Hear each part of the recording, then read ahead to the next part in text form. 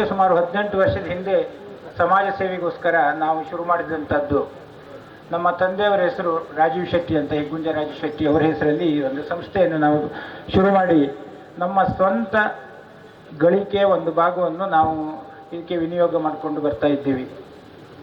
ವಿಶೇಷವಾಗಿ ಶಿಕ್ಷಣಕ್ಕೆ ಸಂಬಂಧಪಟ್ಟ ವಿಚಾರ ಮಾತ್ರ ನಾವು ಮಾಡ್ಕೊಂಡು ಬಂದಿದ್ದೀವಿ. ಶಾಲೆ ಕಟ್ಟುವುದು, ಯೂನಿಫಾರ್ಮು, ಅನ್ನದಾಸೋಹ, scholarship, computer labs, online coaching, ಹೀಗೆ ಹಲವಾರು ಕೆಲಸವನ್ನು ಮಾಡ್ಕೊಂಡು ಬರ್ತಾ ಇದ್ದೀವಿ. ಆದರೆ ಕಳೆದ 2 ವರ್ಷದಿಂದ ಈ ಮನೆ ಕಟ್ಟುವಂಥ ಒಂದು ಕೆಲಸಕ್ಕೆ ಕೈ ಹಾಕಿದ್ದೀವಿ. ಮೊದಲನೇದಾಗಿ ಮುರಳಿ ಕಡೇಕರ್ ಅವರ ಯಕ್ಷಗಾನ ಕಲಾರಂಗದಲ್ಲಿ ಯಕ್ಷಗಾನದ ಕಲಾವಿದರ ಮಕ್ಕಳಿಗೆ ಅವರು ಮನೆ ಕಟ್ಟಿಸ್ತಾ ಇದ್ದರು. ಅವ್ರದ್ದು ಮೊದಲನೇ ಹಂತದಲ್ಲಿ 5 ಮನೆಯನ್ನು ನಾನು ಪ್ರಯೋಜನ ಮಾಡಿದ್ದೆ. ಅದರಿಂದ ನನಗೆ ಈ ಮನೆ ಕಟ್ಟೋದು ಎಷ್ಟು ಉತ್ತಮವಾದ ಕೆಲಸ ಅನ್ನೋದು ಗೊತ್ತಾಯಿತು. ನಂತರ ಸ್ವಾಮೀಜಿಯನ್ನು ಅಂದರೆ ಪೇಜಾವರ ಸ್ವಾಮೀಜಿಯವರ ಪ್ರೇರಣೆಯಿಂದ ನಾವು 100 ಮನೆ ಕಟ್ಟಲಿಕ್ಕೆ ಹೊರಟಿದ್ದೀವಿ. ಅದರಲ್ಲಿ 28 ಮನೆ ಈ ದಿನದವರೆಗೆ ಕಂಪ್ಲೀಟ್ ಆಗಿದೆ. ಇನ್ನು ಉಳಿದ 72 ಮನೆಯನ್ನು ಇನ್ನು 2 ವರ್ಷದಲ್ಲಿ ಮಾಡಿಕೊಡ್ಬೇಕನ್ನುವ ಒಂದು ನಿರ್ಧಾರವನ್ನು ನಾವು ಮಾಡಿದ್ದೀವಿ.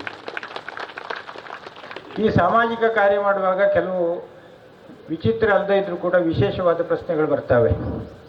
ನನ್ನ ಬಹಳಷ್ಟು ಆತ್ಮೀಯರು, ಸ್ನೇಹಿತರು ಕೆಲವೊಮ್ಮೆ ನನ್ನ ಹತ್ರ ಕೇಳ್ತಾರೆ, ದಾನ ಧರ್ಮ ಯಾಕೆ ಮಾಡಬೇಕು, ನೀವು ಟ್ಯಾಕ್ಸ್ ಕಟ್ತೀರಿ, ಟ್ಯಾಕ್ಸ್ ಕಟ್ಟಿದ ಮೇಲೆ ಈ ಒಂದು ಜಾಬು ಸರ್ಕಾರದ್ದು, ನೀವು ಸರ್ಕಾರದ ಕೆಲಸವನ್ನು ಯಾಕೆ ಮಾಡ್ತೀರಿ ಅಂತ ಸಹಜವಾದ ಕ್ವಶನ್. ಇನ್ನೊಬ್ಬ ಸ್ನೇಹಿತರು ನನಗೆ 3 ಮಹಾನ್ ವ್ಯಕ್ತಿಗಳ ಹೆಸರು ಹೇಳ್ತಾರೆ. ಅವರು ಕುಡ್ಮಲ್ ರಂಗರಾವ್, ಕರ್ನಾಟಕ ಸದಾಶಿವರಾವ್ ಮತ್ತು ಹಾಜಿ ಅಬ್ದುಲ್ ಸಾಹೇಬ್. ಅವರು ತಮ್ಮ ಎಲ್ಲ ಸರ್ವಸ್ವವನ್ನು ಸಮಾಜ ಸೇವೆಗೆ, ವಿಶೇಷವಾಗಿ ದಲಿತರಿಗೆ ಸ್ವಾತಂತ್ರ್ಯ ಪೂರ್ವವಾಗಿ ಬಾಲ್ ಗಂಗಾಧರ್ ತಿಲಕ್ಕರವರಿಂದ ಪ್ರೇರಿತರು. ಅವರು ಕೊಟ್ಟು ಅವರು ಸತ್ತವಾಗ ಅವರ ಹೆಣವನ್ನು ಮುನ್ಸಿಪಾಲ್ಟಿಯವರು ಎತ್ಕೊಂಡು ಹೋಗು ದಹನ ಮಾಡುವಂಥ ಒಂದು ಪರಿಸ್ಥಿತಿ ಬಂತು.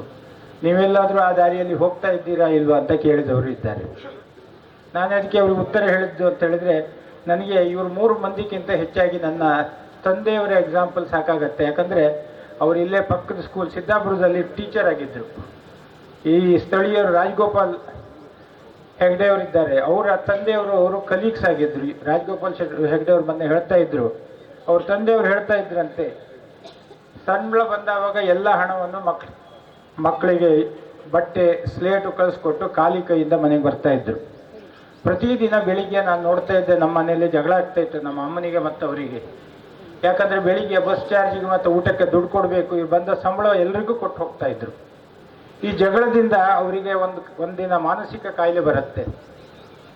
ಮಾನಸಿಕ ಕಾಯಿಲೆ ಬಂದ ವಿಶೇಷ ಒಂದು ವಿಚಾರ ನೋಡಿದ್ದೆ ನಮ್ಮ ಮನೆಯಲ್ಲಿ. ನಮ್ಮ ಅಮ್ಮ ದಿನ ಹರಕೆ ಹೇಳ್ತಾ ಇದ್ರು, ಬೇಗ ಇವ್ರದ್ದು ಜಾಬ್ ಹೋಗಬೇಕು ಅಂತ, ಯಾಕಂದರೆ ದಿನ ಹಣ ಕೊಡಬೇಕಲ್ಲ. ಕೊನೆಗೆ ಅವರು ಜಾಬ್ ಹೋಯಿತು. ಜಾಬ್ ಹೋದವಾಗ ದೊಡ್ಡದು ಪೂಜೆ ಮಾಡಿಸಿದ್ರು ನಮ್ಮ ಅಮ್ಮ, ಒಳ್ಳೇದಾಯಿತು ಅಂತ. ನಂತರ ಕ್ಷಯ ರೋಗ ಬಂದು ಅವರು ತೀರಿ ಹೋದರು. ಆದರೆ ನಾವು ಅಂಥ ಒಂದು ಕೆಲಸ ಮಾಡ್ತಾ ಇಲ್ಲ. ನಾವು ಮಾಡ್ತಾ ಇರುವುದು ಏನಂತ ಹೇಳಿದರೆ, ನಮ್ಮ ದುಡಿಮೆಯ ಒಂದು ಭಾಗ, ಮುಖ್ಯವಾದ ಭಾಗವನ್ನು ನಾವು ಇಟ್ಟುಕೊಂಡು ಒಂದು ಸಣ್ಣ ಭಾಗ, ಮೇ ಬಿ 10%, 5% ಒಂದು ಭಾಗವನ್ನು ಸಮಾಜ ಸೇವೆಗಾಗಿ ನಾವು ವಿನಿಯೋಗಿಸ್ತಾ ಇದ್ದೀವಿ. ಇನ್ನೊಂದು ವಿಶೇಷ, ನಮ್ಮ ಒಬ್ಬರು ಸ್ನೇಹಿತರಿದ್ದಾರೆ, ಅವರು ಸೆಂಟ್ರಲ್ ಸರ್ವಿಸಲ್ಲಿ ದೇಶ ಕಾಯೋ ಬಹಳ ಉನ್ನತ ಪೊಸಿಷನ್ನಲ್ಲಿರುವವರು. ಅವರು ಒಂದಿನ ನನಗೆ ಒಂದು ಕ್ವಶನ್ ಕೇಳ್ತಾರೆ. ಅವರು ಮೋದಿಯವರ ಭಕ್ತರು, ಅಪ್ರತಿಮ ದೇಶ ಪ್ರೇಮಿ. ಅವ್ರು ಕೇಳ್ತಾರೆ, ಶೆಟ್ರೆ ನೀವು ಯಾಕೆ ಕೊರಗಿಗೆ ಮನೆ ಮಾಡಿಸ್ಕೊಡೋದು, ಬಂಟರಲ್ಲಿ ಬಡವರು ಇದ್ದಾರಲ್ಲ ಅವ್ರಿಗೆ ಯಾಕೆ ಮಾಡಿಸ್ಕೊಡ್ಬೋದು ಅಂತ. ನಾನು ಅವರಿಗೆ ಹೇಳ್ತೇನೆ, ಬಂಟರು ಎಷ್ಟು ಮಂದಿ ಇದ್ದಾರೆ ನಮ್ಮ ದೇಶದಲ್ಲಿ ಕೇಳಿದೆ. ಅವ್ರು ಹೇಳಿದರು 1.5 ಮಿಲಿಯನ್. ಅಂದರೆ ದೇಶದ ಜನಸಂಖ್ಯೆ ಎಷ್ಟು ಜನ ಇದ್ರು ಕೇಳಿದರೆ 0.1%. ಬಂಟರ ಹತ್ರ ಎಷ್ಟು ವೆಲ್ತ್ ಇರ್ಬೋದು ನಿಮ್ಗೆ ಗೊತ್ತಿದೆಯಾ ಕೇಳಿದೆ. ಇಲ್ಲ ಹೇಳಿದರು.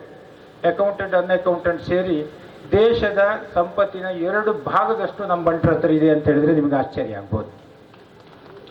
ಆದರೆ ಒಂದು ವಿಶೇಷ ವಿಚಾರ ಇದೆ ನಮ್ಮ ಕರಾವಳಿಯಲ್ಲಿ.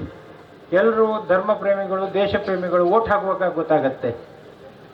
ಕೊಡಗಿಯವ್ರನ್ನೇ ತಗೊಳ್ಳಿ, ಯಾವುದಾದ್ರೂ ಒಂದು ಸಂಪ್ರದಾಯದವರು ಅಥವಾ ಒಂದು ಜಾತಿಯವರು ಒಂದು ಕಡೆ ಓಟ್ ಹಾಕಿದರೆ ಕೊಡಗಿಯವರು ಅಂತ ಸಣ್ಣ ಸಮುದಾಯದವರು ಗೆಲ್ಲಿಕ್ಕಾಗೋದಿಲ್ಲ. ನಮ್ಮವರು ನಿಜವಾಗಿ ದೇಶ ಪ್ರೇಮಿಗಳು ಮತ್ತು ಧರ್ಮ ಪ್ರೇಮಿಗಳು.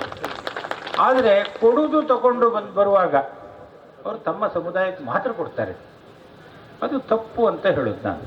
ಯಾಕಂದರೆ ಇವಾಗ ಕೊರವರಲ್ಲಿ ಯಾರಾದರೂ ಒಬ್ಬರು ಕೊರವರನ್ನು ತೋರಿಸಿ ಹೇಳಿದೆ, ನಮ್ಮ ಫ್ರೆಂಡಿಗೆ ಇನ್ನೊಬ್ಬನಿಗೆ ಮನೆ ಕಟ್ಟಿಸಿ ಕೊಡುವ ಯೋಗ್ಯತೆ ಇದ್ದವರು ಖಂಡಿತ ಇಲ್ಲ, ಹಾಗಾಗಿ ಅವರಿಗೆ ಮಾಡಿಕೊಡ್ಬೇಕು ಅಂತ ಹೇಳಿದೆ. ಈ ಲೆಕ್ಕದಲ್ಲಿ ನಾವು ಜನರನ್ನು ಕನ್ವಿನ್ಸ್ ಮಾಡಬೇಕಾಗಿದೆ. ಇವತ್ತು ನಾನು ಹೆಚ್ಚು ಟೈಮ್ ತಗೊಂಡಾಗೆ ತೋರ್ತದೆ, ನನ್ನ ಮೇಲೆ 2 ಗುರುತರವಾದ ಅಪವಾದ ಇದೆ. ಒಂದು ಅಪವಾದ ಅಂತ ಹೇಳಿದ್ರೆ, ಶ್ರೀನಿವಾಸ್ ಶೆಟ್ಟರು ಇದೆಲ್ಲ ಯಾಕೆ ಮಾಡ್ತಾ ಇದ್ದಾರೆ ಅಂತ ಹೇಳಿದ್ರೆ ಅವರಿಗೆ ಇಲೆಕ್ಷನ್ ನಿಲ್ಲಲಿಕ್ಕಿದೆ ಅಂತ. ಒಂದು ಕಾಲದಲ್ಲಿ 15 ವರ್ಷದಿಂದ ಇದೇ ಲೆಕ್ಕದಲ್ಲಿ ಒಂದು ಅಪವಾದ ಹಾಕಿ ಆವಾಗ ಕಾಂಗ್ರೆಸ್ಸಿನಿಂದ ನಾವು ಕ್ಯಾಂಡಿಡೇಟ್ ಅಂತ ಪೇಪರ್ ಗೀಪರಲ್ಲೆಲ್ಲ ಬಂದಿತ್ತು. ಎಲ್ಲ ಹಿಡಿದು ನಮಗೆ ಒಂದು ಪಕ್ಷದವರು, ಅಂದರೆ ಈಗ ನಾವು ಯಾವ ಪಕ್ಷವನ್ನು ಅಂತ ಹೇಳ್ತೀವೋ ಅವರೇ ನಮ್ಗೆ ಹೊಡೆದ್ರು, ಪೆಟ್ಟು ತಿಂದ್ಕೊಂಡು ಹೋದ್ವಿ. ನಾವು ಇಲೆಕ್ಷನ್ನೇ ನಿಲ್ಲಲಿಲ್ಲ.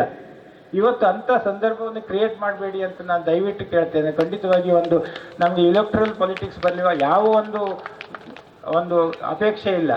ಖಂಡಿತವಾಗಿ ನಾನು ಸೇವೆ ಮಾಡಬೇಕಂತ ಮಾಡಿದ್ದೇನೆ. ನಮಗೆ ಸೇವೆ ಮಾಡಲಿಕ್ಕೆ ಬಿಡಿ. ನಮ್ಮ ಯಾವ ಪಕ್ಷದ ಚಿಹ್ನೆಯಲ್ಲಿ ಕೂಡ ಯಾಕೆ ನಾವು BJPಯವ್ರನ್ನ ಮಾತ್ರ ಕರಿತೀವಿ ಅಂತ ಹೇಳಿದರೆ, BJPಯವರು ಫೋನ್ ಕಾಲಲ್ಲಿ ಸಿಗ್ತಾರೆ, ವಾಟ್ಸಪ್ ಕೊಟ್ಟರೆ ರೆಸ್ಪಾಂಡ್ ಮಾಡ್ತಾರೆ. ಇನ್ನೊಂದು ಪಕ್ಷದವರು ಅವ್ರ ಹತ್ರ ಹೋಗಿ ಕೂತ್ಕೊಳ್ಬೇಕು, ದಮ್ಮೈನ ಹೊಡಿಬೇಕು, ಕೈಕಾಲು ಹಿಡಿಬೇಕು, ಸೆಕ್ರೆಟರಿ ಥ್ರೂ ಫಾಲೋ ಮಾಡಬೇಕು, ಮಾಧ್ಯಮದ ಥ್ರೂ ಫಾಲೋ ಮಾಡಬೇಕು, ಕೊನೆಗೆ ಅವರು ಬರುವುದಿಲ್ಲ. ಹೀಗೆ 10-12 ಸಲ ಆಗಿ ನಾನು ಇವಾಗ ಅವರನ್ನು ಕರೆಯುವುದನ್ನೇ ಬಿಟ್ಟಿದ್ದೇನೆ. ಅದರ ಅರ್ಥ ನಾವು ಯಾವುದಾದ್ರೂ ಒಂದು ಪಕ್ಷಕ್ಕೆ ವಿರೋಧ ಅಂತ ತಾವು ದಯವಿಟ್ಟು ತಿಳ್ಕೊಳ್ಬಾರ್ದು. ನಾವು ಯಾವ ಪಕ್ಷಕ್ಕೂ ಸೇರಿದವರಲ್ಲ, ನಾವು ಸಮಾಜಕ್ಕೆ ಸೇರಿದವರು. ಕೊನೆಯದಾಗಿ ಸಂತೋಷಿಯನ್ನು ನಾವು ಕರೆದಿದ್ದೀವಿ. ಅವರು ಸಂತೋಷದಿಂದ ಬಂದಿದ್ದಾರೆ. ಅವರ ಹತ್ರ 1-2 ನನ್ನ ಬೇಡಿಕೆ ಇದೆ. ನನಗೋಸ್ಕರ ಅಲ್ಲ, ನನ್ನ ಸ್ವಾರ್ಥಕ್ಕೋಸ್ಕರ ಅಲ್ಲ. ನಮ್ಮ ಇವರು ಸುಶೀಲಾ ನಾಡ ಅವರು ಬಹಳ ವರ್ಷದಿಂದ ಹೋರಾಟ ಮಾಡ್ತಾ ಇದ್ದಾರೆ. ಆದರೆ ಅವರ ಹೋರಾಟ ನೋಡಿದರೆ ನಾವು ಸ್ಕೂಲಿಗೆ ಹೋಗುವಾಗ ಮಾವಿನ ಮರಕ್ಕೆ ಕಲ್ಲು ಹೊಡಿತಾ ಇದ್ವಿ. ಕಲ್ಲು ಹೊಡೆದು ಹೆಚ್ಚಿನ ದಿನ ಮಾವಿನ ಹಣ್ಣು ಬೀಳೋದಿಲ್ಲ. ಎಲ್ಲಾದರೂ ಒಂದಿನ ದಪ್ಪ ಅಂತ ಒಂದು ಗೊಂಚಲೆ ಬೀಳುತ್ತೆ. ಪ್ರಾಯಶಃ ಅವರ ಹೋರಾಟಕ್ಕೆ ಏನಾದರೂ ಒಂದು ತಾರ್ಕಿಕವಾದ ಅಂತ್ಯ ಬರಬಹುದು ಅನ್ನೋ ಒಂದು ಅಭಿಲಾಷೆ ಇದೆ. ಯಾಕಂದರೆ ಈ ಕೊರಗವರನ್ನು STಯಲ್ಲಿ ಹಾಕಿದ್ದಾರೆ ಸರ್ಕಾರದವರು, ತಪ್ಪಾಗಿ ಹಾಕಿದ್ದಾರೆ. ಅಲ್ಲಿ ಕುಡುಬಿಯವರು ಮತ್ತು ಮರಾಠರು ಬರ್ತಾರೆ. ಮರಾಠರು ಬಹಳ ಬುದ್ಧಿವಂತರು, ಅವರು ನಮ್ಮವರೇ, ಬಹಳ ಪ್ರೀತಿ ಇದೆ. ಆದರೆ ಎಲ್ಲ ಜಾಬನ್ನು ಮರಾಠರು ತಗೊಂಡು ಹೋಗ್ತಾರೆ, ಅಲ್ಪ ಸ್ವಲ್ಪ ಜಾಬನ್ನು ಕುಡುಬಿಯವರು ತಗೊಂಡು ಹೋಗ್ತಾರೆ. ಇವರಿಗೆ ಇಷ್ಟರೊಳಗೆ ಯಾವುದೋ ಒಂದು ಸರ್ಕಾರಿ ಜಾಬ್ ಬರಲಿಲ್ಲ.